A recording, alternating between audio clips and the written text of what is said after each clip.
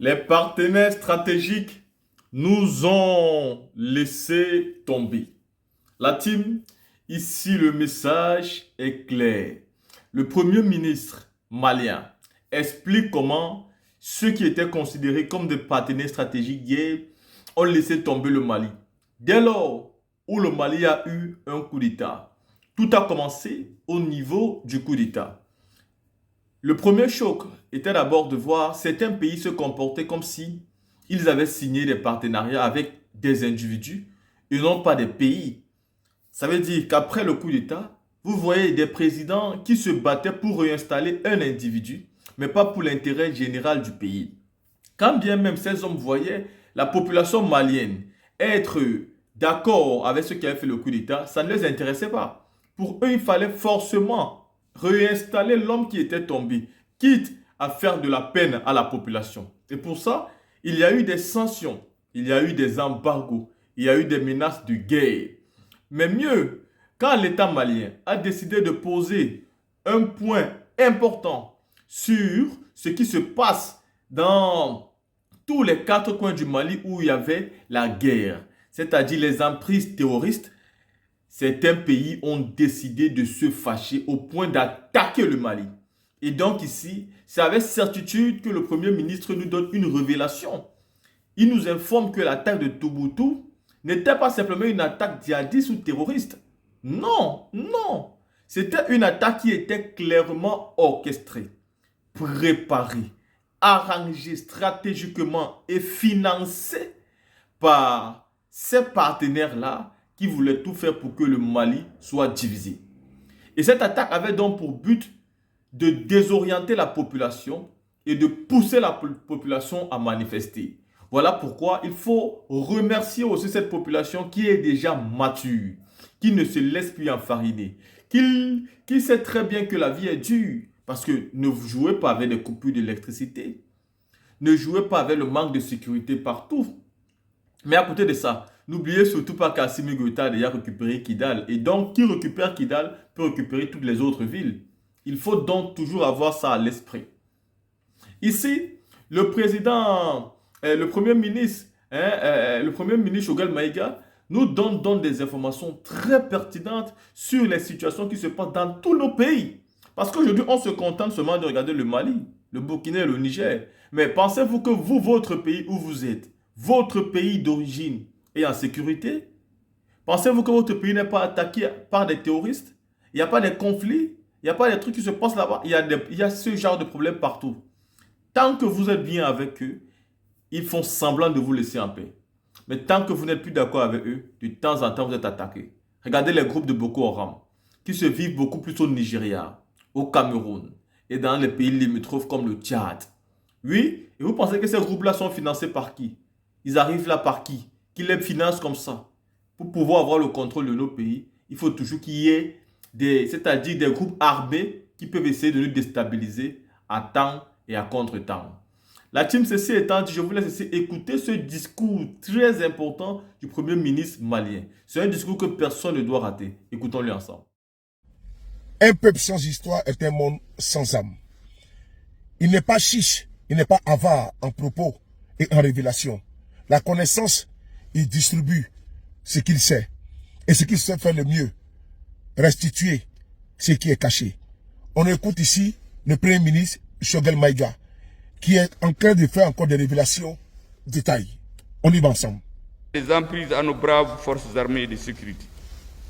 Alors même que nous nous sommes entendus avec la MINUSMA pour un retrait ordonné, coordonné et sécurisé avec le Mali. Souvent, nous venons à 10 heures. Après s'être donné rendez-vous, on nous dit qu'ils sont partis depuis 8 heures. Mais on dit, mais ça, c'est quoi ça? On s'est entendu que vous partez à 10 heures et puis vous vous quittez depuis 8 heures. Qu'est-ce qu'on nous dit?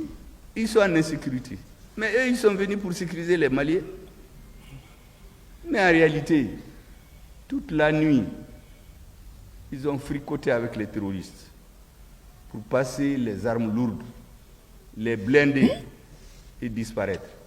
Mais ce qu'ils ne savaient pas, c'est que notre armée se prépare à cette situation depuis plus de 2 ans. Depuis la rectification, depuis la mi-décembre 2021, où s'est déclenchée la grande offensive militaire, où l'armée a déplacé l'insécurité dans les sanctuaires de terroristes, depuis cette date, jusqu'à une date récente, notre armée a redoublé, a multiplié sa vigilance et ses capacités d'affrontement direct, comme je l'ai dit, avec l'ennemi du Mali. Et c'est pour cela que nous les avons observés quand ils ont nuitamment transmis toutes ces armes lourdes à nos adversaires. Le matin, pendant qu'ils nous disent qu'ils sont partis, les autres faisaient la fête. Nous leur avons donné un bonjour et comme le dit le journaliste, ils se sont trouvés, comme notre ministre de la Défense le dit, on les a renvoyés au repos éternel. Pour que tout le monde sache à quoi s'en tenir avec le Mali. Nous sommes un vieux peuple, un peuple de guerriers qui peut plier face à des difficultés de l'histoire, mais qui n'auront jamais. C'est ce que nous avons montré à l'occasion de ce retrait. Mesdames et messieurs, je disais que ces emprises qui devaient être légalement restituées au Mali, suivant les décisions du Conseil de sécurité, leur prise a été l'objet d'étaler au grand jour la mauvaise foi des mouvements armés qui se sont désormais compromis avec les mouvements terroristes.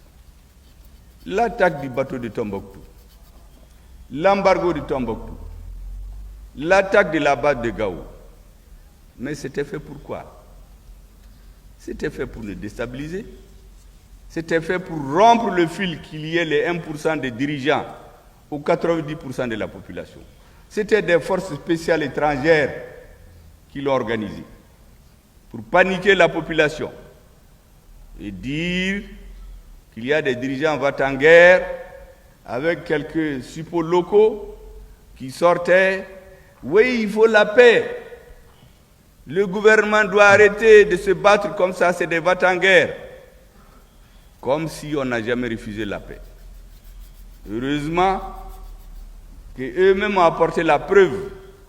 Parce que nous avons entendu la SEMA, nous avons entendu dire le GINIM, le GISM, et après l'élément de langage, c'est le CSP, qui assume ces actes terroristes contre nos populations. À partir de ce moment, il n'y avait plus rien à chercher. Il fallait aller, comme je l'ai dit, à visage découvert à cet affrontement avec tout le monde. Les balas et les baladéons, là, il fallait les affronter, les cogner à la bouche.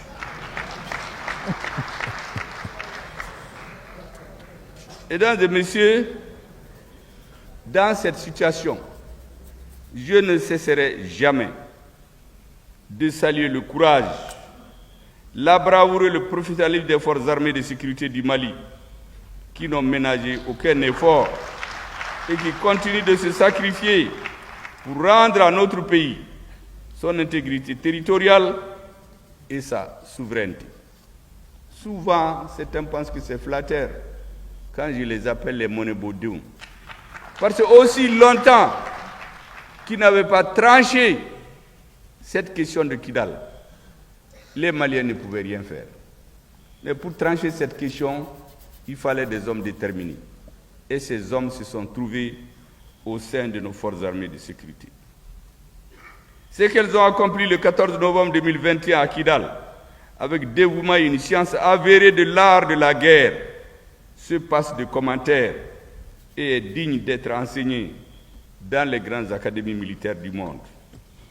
Faut-il le rappeler encore, l'occupation des emprises laissées vacantes par l'aménagement revenait de droit aux forces armées de sécurité, et uniquement à elles, conformément à la résolution 2690 adopté le 30 juin 2023 par le Conseil de sécurité.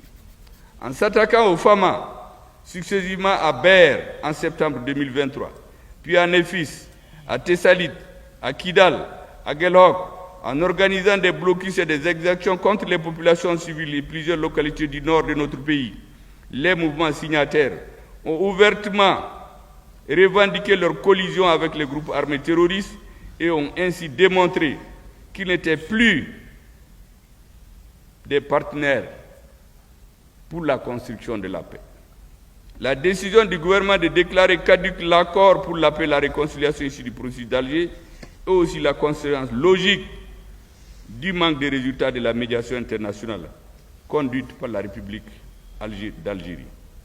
Le Mali a placé une confiance aveugle en la communauté internationale, en acceptant une équipe de médiation, qu'une équipe de médiation soit le garant de la mise en œuvre de l'accord, signé en 2015 à Bamako, dans cette même salle.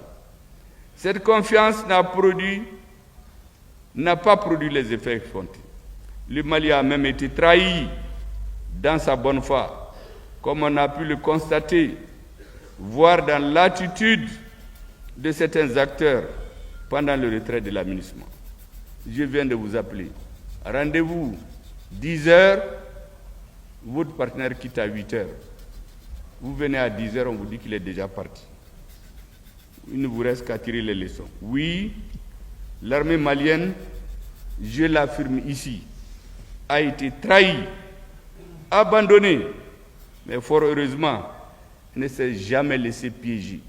Comme je vous l'ai dit, de longue date, l'armée avec les chefs militaires auxquels j'aurai un hommage mérité ont préparé cette date fatidique qui est arrivée.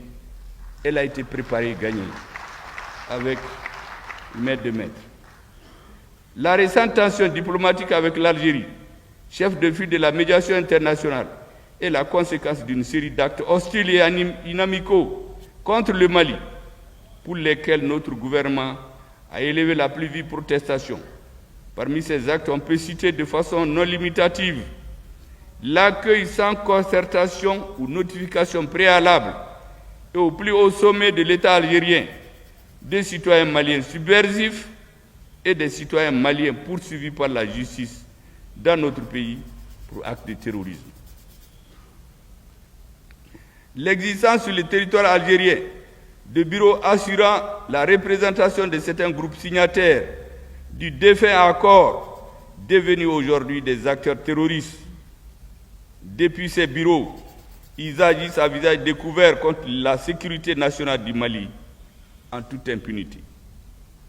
La volonté des autorités algériennes de vouloir maintenir le régime des sanctions des Nations Unies concernant le Mali au cours du sommet du mouvement des non-alignés qui s'est tenu en Ouganda au mois dernier, alors même que notre pays a demandé et obtenu de l'ONU la fin du régime des sanctions.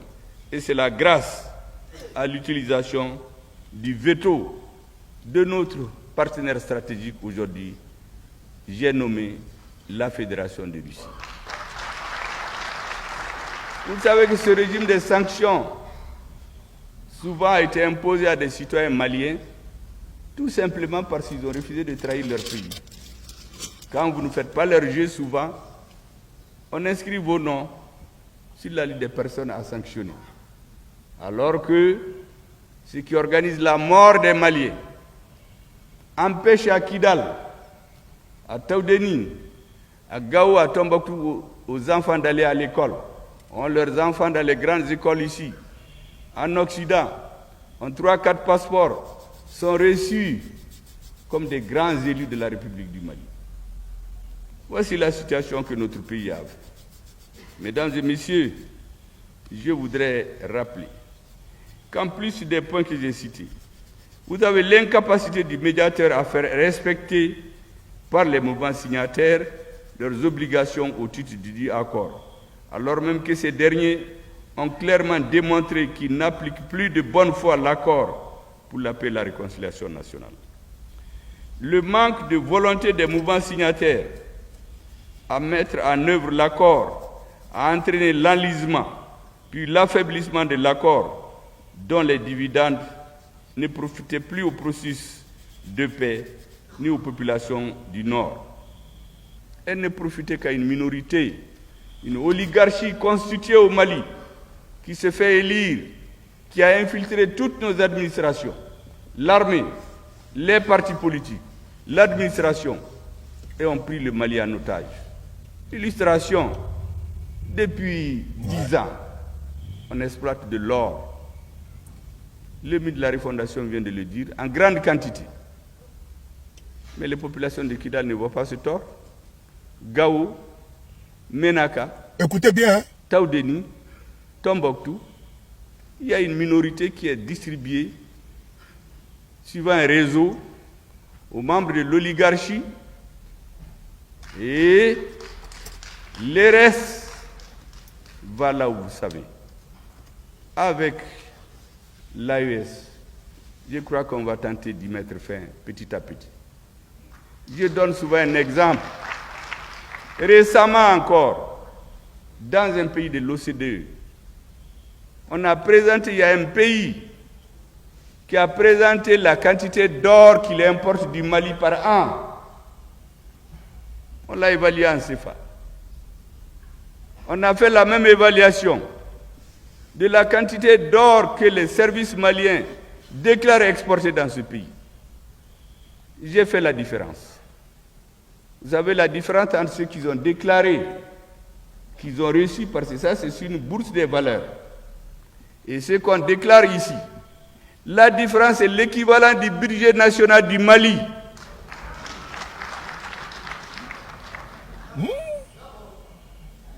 Voici dans quoi on voulait nous maintenir des décennies.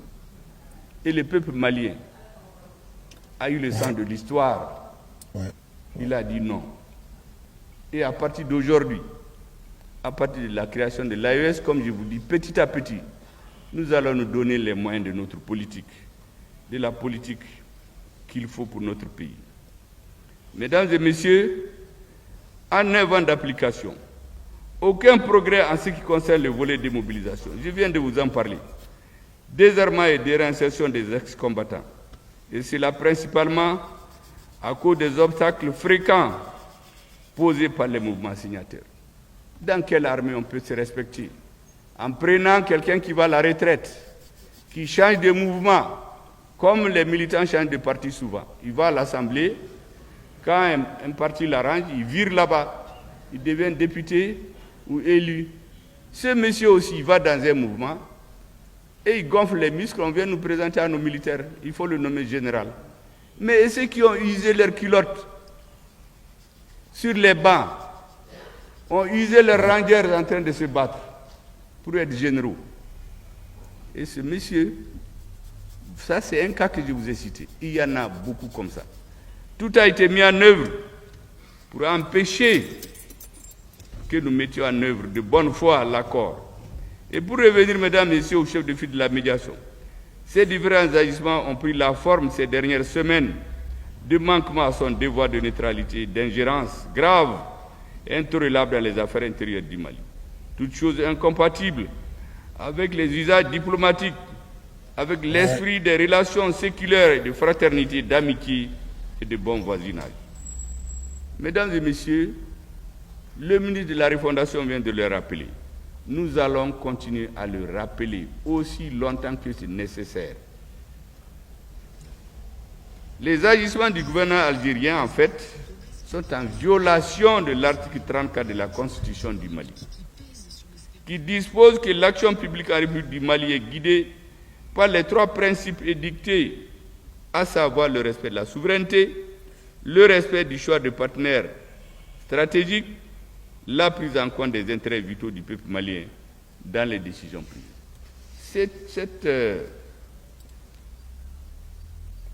Ce texte-là, jusqu'à une date récente, certains disaient oui, c'est le président qui a dit. Ça, c'est Assimi Goïta. Quand il ne sera pas président, on n'en parlera plus. Ça, c'est le premier ministre Clivant qui le dit. Mais aujourd'hui, c'est dans la Constitution. C'est l'article 34 de la Constitution de la République du Mali qui le dit. Mesdames et messieurs, à partir de ce moment, l'Algérie est sortie de son rôle de médiateur. Le gouvernement du Mali a en conséquence exprimé sa désapprobation et a tiré les conséquences de droit par rapport à l'accord pour la paix et la réconciliation. La réaction du gouvernement malien nous a conforté dans notre conviction que nous n'avons pas eu affaire à un médiateur neutre, impartial et équidistant des parties. C'est une réaction teintée de déni de réalité et surtout pleine de mépris pour notre pays, comme chacun a pu le constater. Au Mali, mesdames et messieurs, nous avons le sens de l'histoire. C'est pourquoi nous tenons à rappeler humblement aux autorités algériennes les relations séculaires et fraternelles qui existent entre les peuples maliens et les peuples algériens. Ces relations ont été revigorées par le soutien franc et sincère apporté par le Mali à leurs frères algériens pendant leur lutte héroïque pour leur indépendance. Oui, il est opportun de rappeler que lors de la guerre d'Algérie, le Mali a notamment offert son territoire comme base arrière aux Moudjahidines, aux combattants algériens, ouvrant ainsi un front sud dont l'apport a été déterminant dans la victoire finale. Le débat est clair, le discours est limpide. La restitution des faits concrets est là. Toujours pointueux, toujours sur ses droits dans ses bottes. Le Premier ministre Choguel Kokala Maïga vient encore une fois de plus, d'une manière anthologique, vous restituer les faits. Un peuple sans histoire est un monde sans âme.